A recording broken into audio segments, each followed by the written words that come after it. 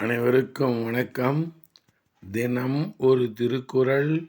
இன்பத்துப்பால் கற்பியல். அதிகாரம் 124. உறுப்பு நலன் அழிதல். குறள் எண் 1236.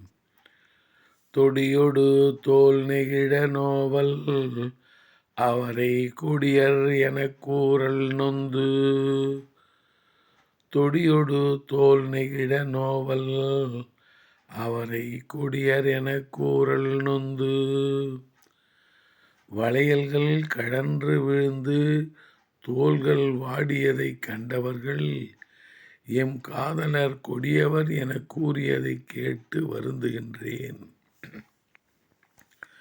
வளையல்கள் கழன்று வீழ்ந்து தோள்கள் வாடியதைக் கண்டவர்கள் எம் காதலர் கொடியவர் எனக் கூறியதைக் கேட்டு வருந்துகின்றேன். நன்றி, வணக்கம்.